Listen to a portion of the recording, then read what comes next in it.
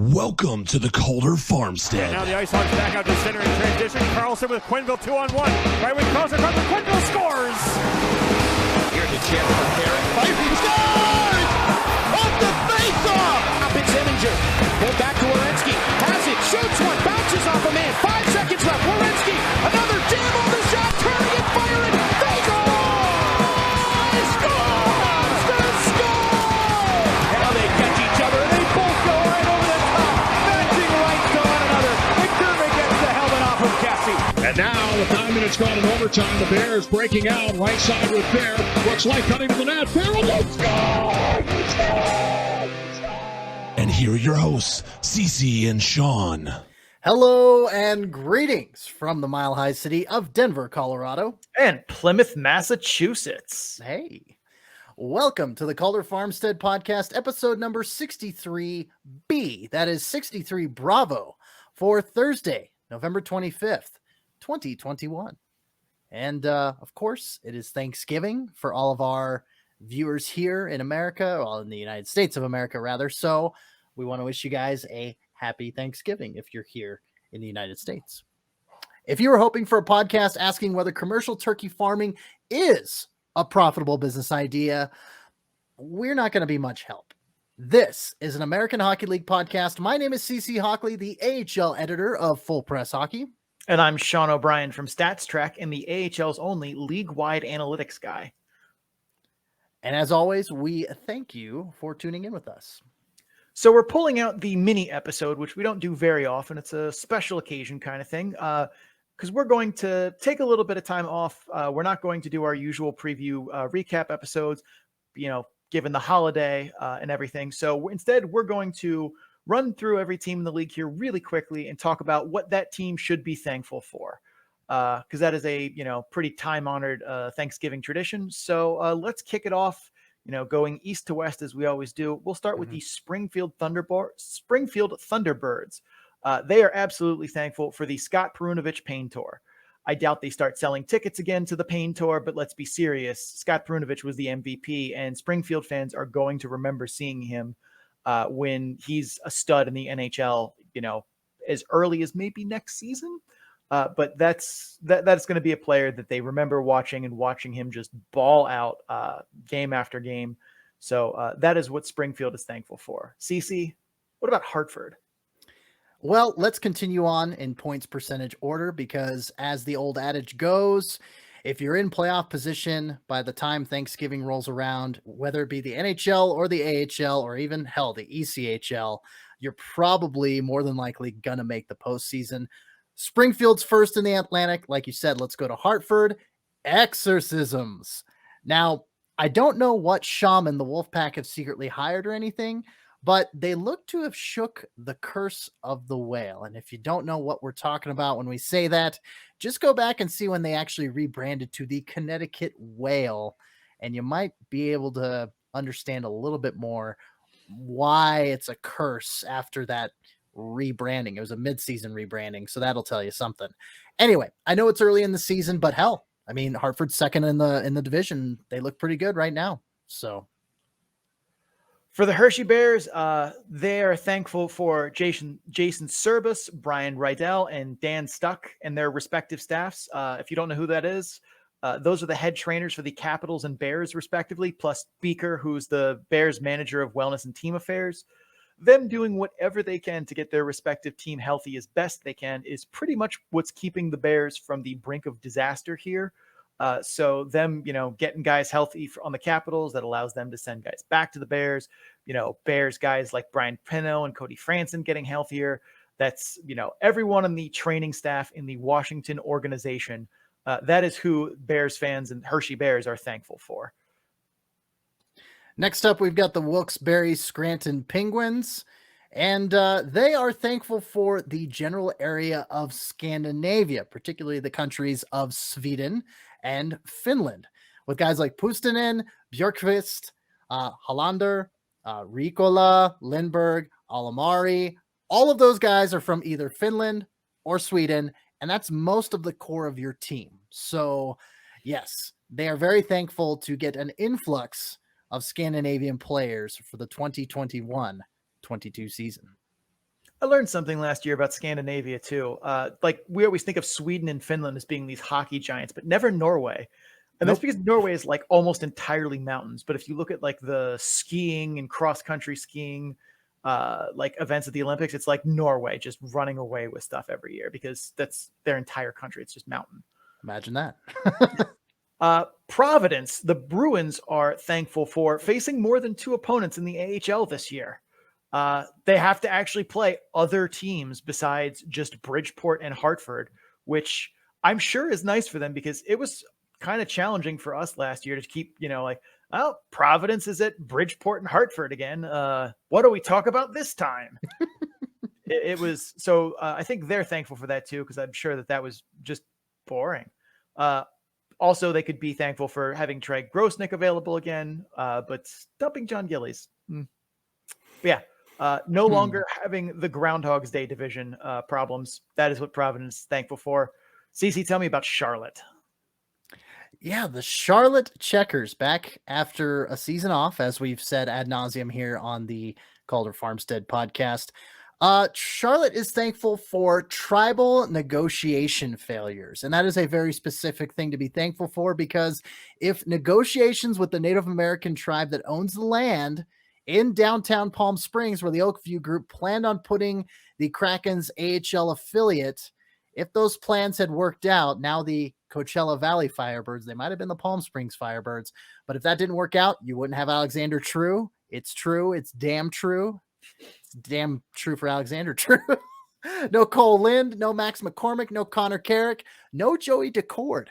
If the team had debuted on time, and of course COVID, pandemic, construction delays played a factor into that too, but had that downtown arena been built and been ready for this season, you would have none of those Seattle Kraken prospects in Charlotte this season.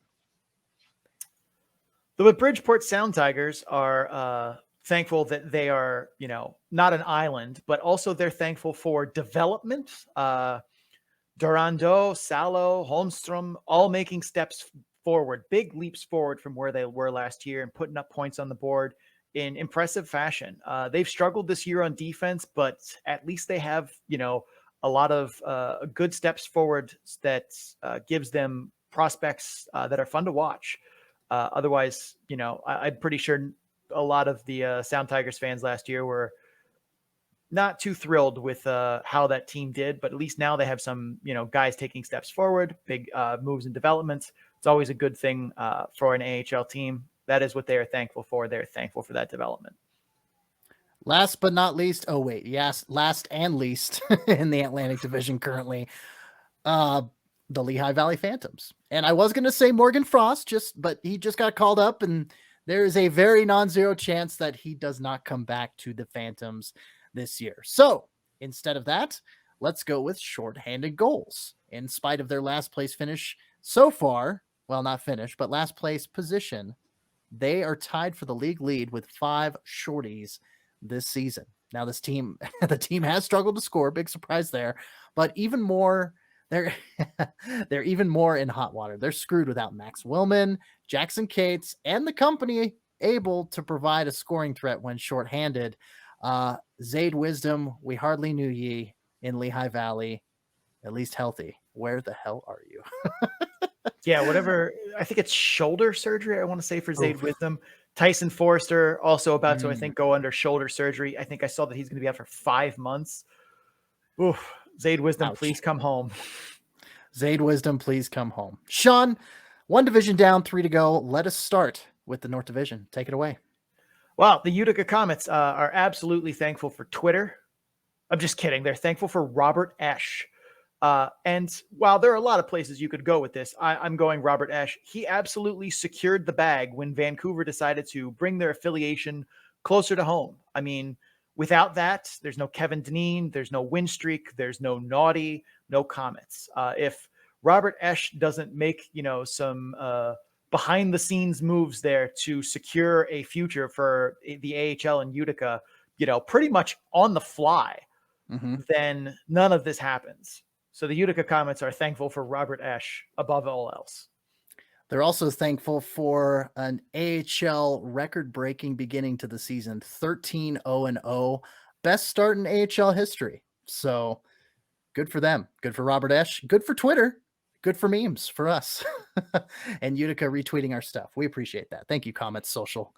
We appreciate that. Second place so far in the North Division is the Cleveland Monsters. And they are thankful for guys whose first name starts with the letter T. Welcome to Sesame Street, brought to you by the letter T. Last 3 game-winning goals, 3-game win streak have come from Tyler Secura, Tyler Angle, another, it's true, it's damn true, Tyler Angle, or Trey Fix-Wolansky. And, you know, Fix-Wolansky's only been back for 3 games because he's been playing with Columbus. But in those 3 games, the Cleveland Monsters have won. So he came back on the 17th. They're riding that 3-game win streak. Like I said, Tyler Secura is averaging a little over half a point per game. And Angle is continuing his awesome rookie season. I say continuing because he's still technically a rookie from playing last year. He's got 12 assists, 13 points total. That's good for 6th amongst rookie scores, rather, for the season. Sean, talk about current third-place team in the North Division, the Toronto Marlies. The Toronto Marlies are thankful for motivational speakers, or whatever motivational device that they're using to motivate both Brett Seney and Josh Hosang to be professionals and play their asses off. But they have gotten both of those guys who, I mean, Hosang with a much longer history of kind of just not being a reliable guy, as well as being someone who, you know, played hard when he wanted to really look like he wants to earn back a trip to the big Toronto club. Brett Seney last year was not appearing in this game for most of Binghamton's season, and he looked like he just didn't care and didn't want to be there. And I think that's a big part of why New Jersey decided they weren't even going to try and offer him anything. He comes to Toronto, and whatever motivational speeches they're giving him, whether it's a poster of a cat, hanging from a tree branch, it just says, just hang on. Yeah. I don't know what they're doing, but they're motivating the crap out of 2 guys that have struggled to be, professional and come to the rink every day and give it 100%. And they're getting it from them right now. So that is what Toronto is thankful for. I remember you saying a few episodes ago that Brett Seney is Toronto's problem now. Hardly a problem anymore, for sure. Who could have predicted that? And the Hosang train, yeah, that as well. I mean, definitely revitalizing his career with the Marlies, for sure. Let's talk Rochester and what they're thankful for. The Rochester Americans are thankful for Sabres rebuild version 7.2 going well. Chris Taylor and staff firing was obviously not popular, but, hockey ops budgets being slashed, also not popular. But there's the but.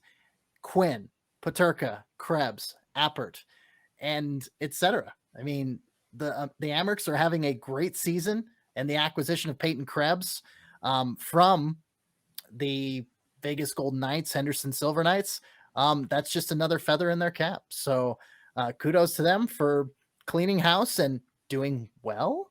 What is this? They also have a lot of fun things in the pipeline too that aren't quite in Rochester, but will be very likely eventually. They have some fun goalies. Callie Klang probably will end up there at some point. Eric Portillo. If any of I don't think any of the, like Owen Power is probably never going to play for them, but it's not just that they have a fun team now. There's also stuff coming that is going to be part of the fun in the future seasons.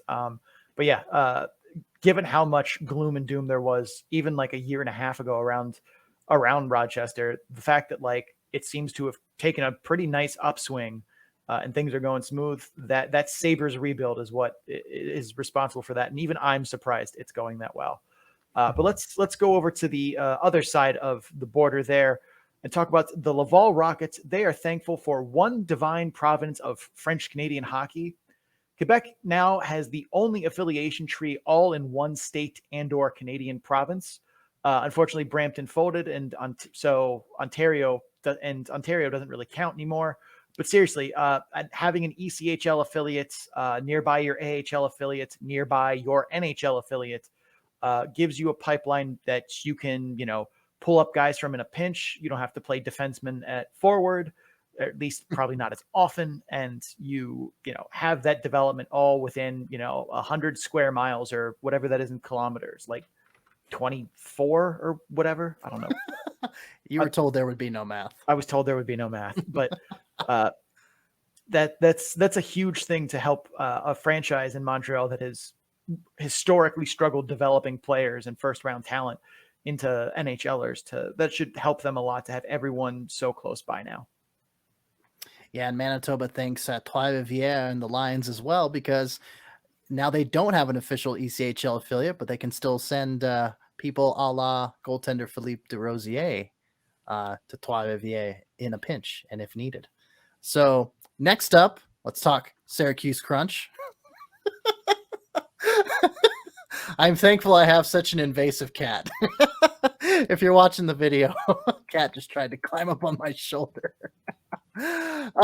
Syracuse Crunch, back to them. Howard Dolgan, probably the best owner in the league, always open and candid with fans. And how many owners can you say have a Twitter account that they're actually active on? I think Howard Dolgan actually follows me, for crying out loud. Like, that's got to say something. I know, that was the face I made. Oh my. Yes. So, I mean, kudos to Syracuse for having one of the most visible owners in the AHL. Sean, last. Oh, go ahead. Say, not just a visible owner. Like, most of the time when your owner is visible in sports, it's bad. Like, right. I mean, unless it's like, Mario Lemieux owns the Penguins and he's Mario Lemieux. But like James Dolan, the, Knicks and Rangers owner, him being visible is almost always a bad thing. Not just because it usually means the team is doing bad, but he's not a talker per se. Same with any time Eugene Melnick is talking. That's almost always going to go poorly, and it's because the Senators are doing poorly. But like Howard Dolgan always being very honest with fans, very candid with them, as you said, and being able to like give good interviews. Like I think the Crunch probably have an idea of like, or the Crunch fans probably have an idea of like how rare that is and how awesome it is, but that is definitely what Syracuse should be thankful for, is that great ownership that can be visible and not in a bad way. Speaking of Eugene Melnick and the Senators, why don't we talk about the Belleville Senators? Yeah, Belleville is definitely thankful for good health, because Ottawa getting healthy to them, getting healthy, getting out of COVID protocols and being actually able to have hockey games again is a huge boost, because it means Belleville can actually ice an AHL talent roster. So that's a huge boost to them. Troy Mann has done an amazing job trying to keep that team treading above water. Lunch Pail Belleville, as we've been calling them. But the health of the Ottawa Senators and them not being riddled with COVID anymore, that is what they are thankful for by a mile. Yes, and when you have to sign 5 guys from 4 different ECHL teams to PTOs just to ice a semi-competitive roster when you have all those Ottawa guys on COVID protocols, yes, Belleville is definitely thankful for health. Even though they're in Canada, I mean, they can still be thankful for U.S. Thanksgiving this year. But anyway, that's it for the Eastern Conference. Let's take a quick break, shall we? If you're only here for the Eastern Conference, thank you for stopping by. We really appreciate it. If you're watching on YouTube, hit that subscribe button, like this episode, comment what you think of it. Don't be too hasty. This is a special episode, and we're thankful for anybody that comes by. Don't get us wrong, but hit up our link tree. You can see the link scrolling below, or if you're listening just on audio form, it's linktr.ee/the Calder Farmstead. And you can, again, hit up our YouTube, Spotify, Apple Podcasts, Google Podcasts, and pretty much find us anywhere where audio podcasts are. Spreaker.com. I mean, that you can find everything there.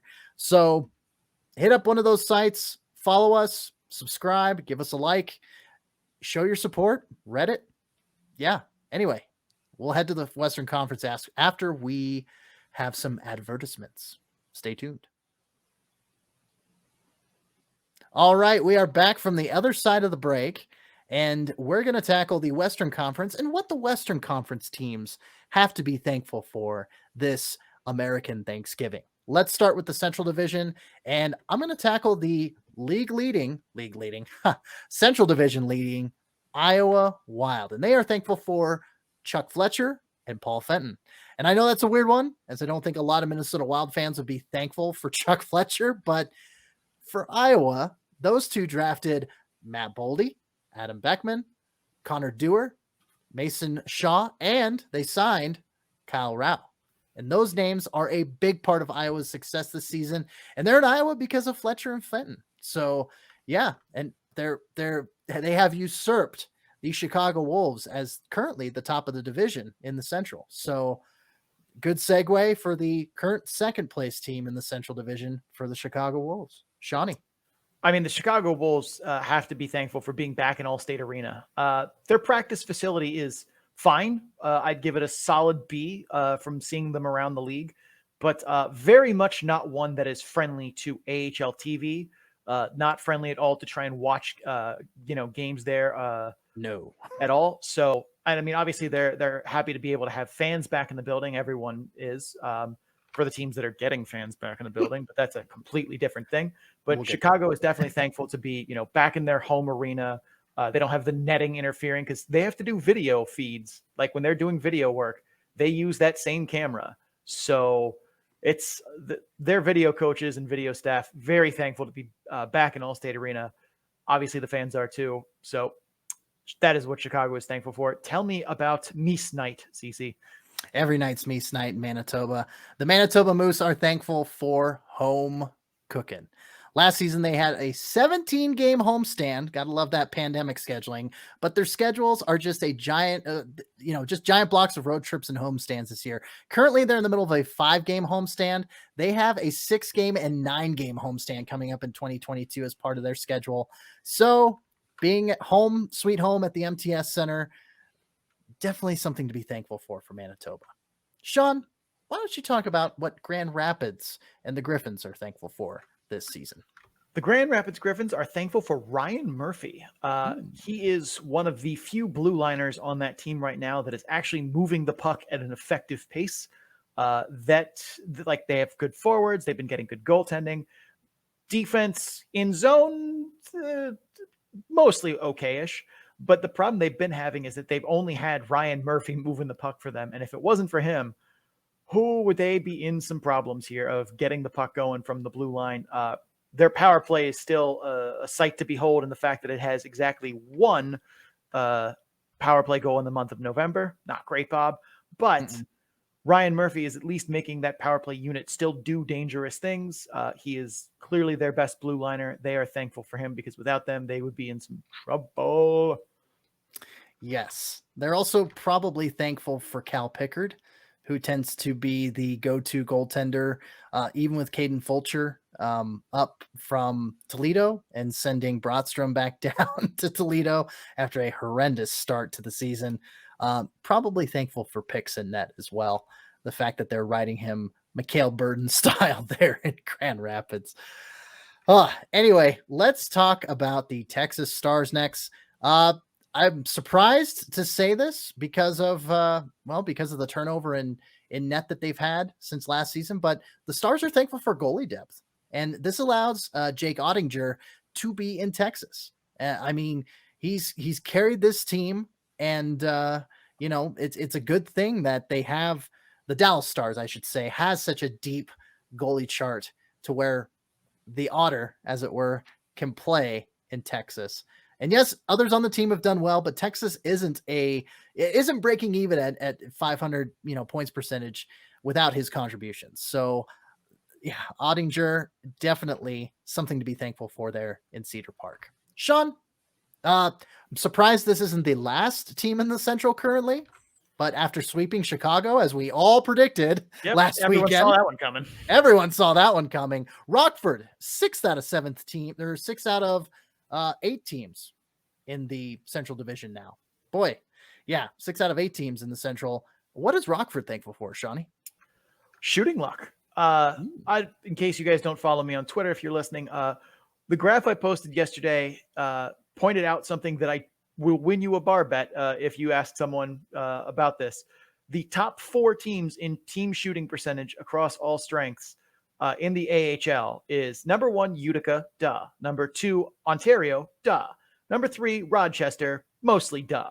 And then number 4, the Rockford Ice Hogs. Even though they are, I think, 28th in the league in goals for this season, they are 4th in the league in shooting percentage. mostly because they are also very low in shots for. So they're thankful that those shots are at least going in at a good rate, because without that, they would be in a lot more problems than they already have. So shooting luck is what Rockford is thankful for. And I take it back. They are 6th out of 7th. And so that leaves the 7th and last team, which very big surprise to all of us because of how good they looked on paper coming into this season. But the Milwaukee Admirals in 7th place out of 7 teams in the Central this year. And they are thankful for Cole Schneider, the return of the captain, and Connor Ingram in goal. Man, I mean, the team, again, going through rough times early on, but I mean, Schneider and Ingram, they are carrying the team as best as anybody could. And so if they're going to turn around their fortunes in the next, the next 3 quarters of the season, Schneider at the helm as the captain, Ingram in net, as long as Nashville doesn't pull them up for extended periods of time, things could turn around in Milwaukee.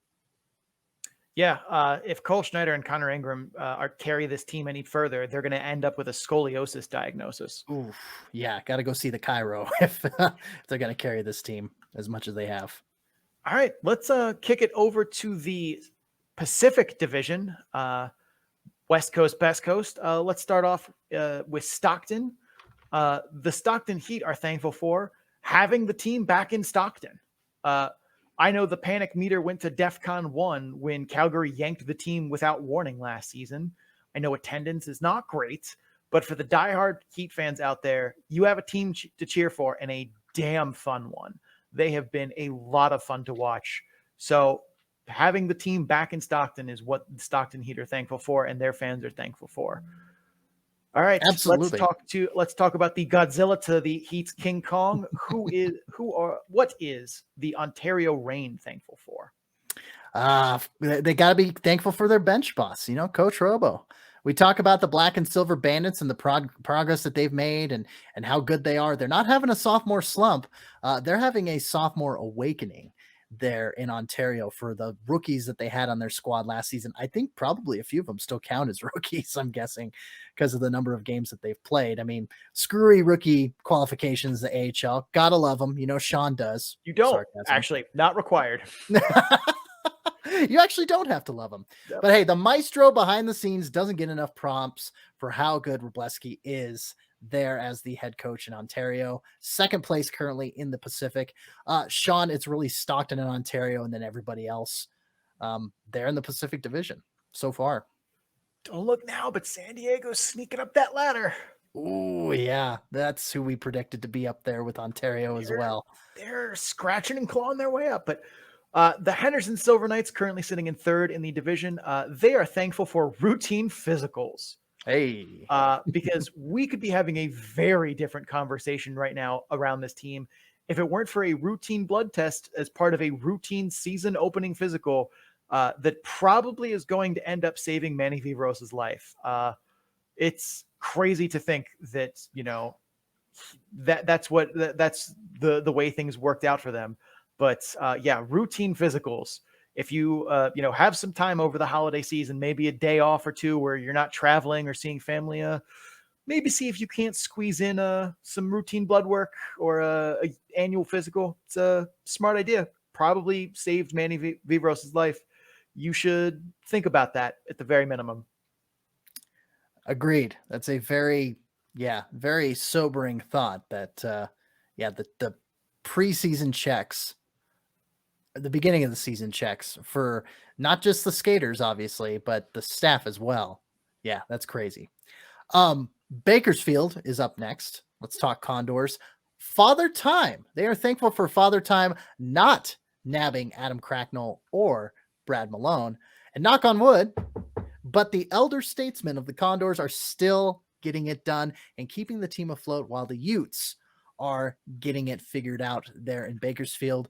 And as we predicted, the middle of the Pacific Division is just a gunslinging wild, wild west. I mean, the points percentage it's got to be, 0.05, 0.1, difference between a good 4 or 5 teams, maybe even 6 teams there in that middle glut of the Pacific Division. So Bakersfield relying on the veteran strength to stay afloat there in the Pacific, in the middle of the Pacific, rather than not float to the bottom, as it were. Shawnee, let's go up north. The only Canadian team in the Pacific Division, the freshly relocated from Utica, Abbotsford Canucks. They are thankful for general manager Ryan Johnson. He was a part of the team that got them to Abbotsford in the first place, bringing AHL hockey back to a city that hadn't had it in a long time. Also helped them sign good veterans to help this team stay afloat when Vancouver has very much needed bodies. The Vancouver Canucks have been quite a public mess this season, but Abbotsford, despite that, has managed to hold on and stay afloat. And now that they're getting Nick Patan back, they're getting Justin Bailey back. Like guys like that are going to be a huge surge to the Abbotsford Canucks. And they've managed to, that's a big round of applause for general manager Ryan Johnson, who's done a lot to, make that team not just possible, but also work. Next up, Colorado Eagles. And they are thankful for Brent Woodside and Kevin Gately. And for those familiar with the hockey ops, portion of the Colorado Eagles, they ask why the athletic trainer and the strength and conditioning coach, why would they be thankful for them? Well, a healthy Eagles team makes a world of difference. And case in point, having defenseman Justin Barron, rookie defenseman Justin Barron back, and that scrappy little forward Ryan Wagner, having both of them back in action this past weekend allowed the Eagles to split the weekend against a Henderson team that since last season, since they started playing against the team that is the Henderson Silver Knights, they went into the weekend 1-5-1 against them all time. So for them to split the weekend, I count that as a win. I mean, and when the Eagles get Martin Kaut and Shane Bowers back, look out. They're going to actually have top six forwards that are supposed to be top six forwards and bottom six forwards that are actually supposed to be bottom six forwards and not have to play top 6 minutes and top six assignments. So thanks to the athletic trainer and the strength and conditioning coach, the Eagles, they're riding the ship, as it were, in the Pacific. Tucson is the Roadrunners. They are thankful for Ben Wings McCartney. He's young and he's probably been their best skater, very much a live and let live kind of guy. But if the ship is going to be righted in Tucson, and I have plenty of reason to doubt that it will, Ben Wings McCartney is going to be part of the solution and not part of the precipice. Yeah, hopefully he sticks around and doesn't jet. You know what I mean? Next up, we've got the San Diego Gulls. You're welcome, Sean. San Diego's thankful for their fan base. And yeah, I know that every team could say that, but a lot of teams are struggling with attendance this year. And San Diego, with that big Pechanga Arena down there in Southern California, the fans are still just showing up and cheering on their team despite the struggles that they've had early on. When you can fit 10,000 plus into a barn for a minor league hockey team, that's solid. And it's a consistent basis. It was WCHL, ECHL, and now in the AHL. San Diego, very thankful for their robust fan base. You stay classy, San Diego. Oh. And last but certainly not least, the San Jose Barracuda. They are thankful for favorable reffing. They have one of the best penalty differentials in the league, and that works well with them because they have one of the best power plays with one of the worst penalty kills. They've struggled a lot this season to score 5-on-5 and to kind of balance the ledger. But if they had a more balanced penalty differential, I think things would be going a lot worse. But they've gotten favorable reffing, and they've been scoring on the power play and, trying to minimize the times the penalty kill has to trot out there. But that is what the Barracuda are thankful for, having some good refs that see the game in their favor just a little bit. Sean, I have a feeling to stay on San Jose for just an extra moment. You're probably thankful for those awesome orange jerseys for the Barracuda. Yeah. In the video, it's right there in our shadow boxes. So yes, apparently from what I hear from Kevin Lacey, those are going to be their home jerseys for the rest of the season. Yes, Sean is thanking the hockey gods. He's thankful for that, for sure. Yeah, never mind reffing. That's what they're thankful for. Right, right. Sean, kind of going impromptu here before we close out. What are you thankful for, my friend? I'm thankful that I managed to get my car out of Georgia. But I'm thankful mostly for just what has been, despite a lot of craziness this year. This has been a pretty good year to date so far. We got to have our wedding ceremony, my wife and I.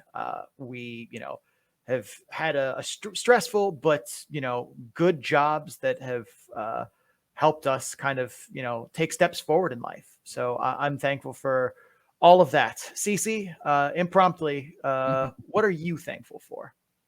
I mean, it's kind of the same spirit as you, Sean. I mean, me and my girlfriend, coming out of the pandemic and being able to travel and to do things, see my mom up in Fargo, travel to see my friend Morgan in Spokane, travel to DC and stay with a couple good friends, you and your wife, putting us up for 3 nights and an additional one because of the wonderful kerfuffle that Southwest Airlines put us in. Definitely thankful for all that, but also thankful for, work. My girlfriend got a job promotion this year. She's manager of her department. I started a new job in March. I'm going on 9 months in December at that job, and I was named employee of the month at my day job, back in October. Life is good. Life can be stressful with all the hockey stuff that we do. I say we because I know it's a grind for you as much as it is for me, probably more so. But I'm thankful for Full Press, for the writers, for this podcast, for Front Range Hockey and Scott McDonald. But Sean, I'll end it by saying I'm thankful for you, brother, man. Thank you so much for all the work you put in for this podcast. And thank you very much for putting up with me in my, ever insaner ideas that we have, that I brew up to, do something wild for the show and have fun with it. So I appreciate you coming out of your comfort zone and embracing a lot of the stupid ideas that I have and just being like, yeah, let's do that.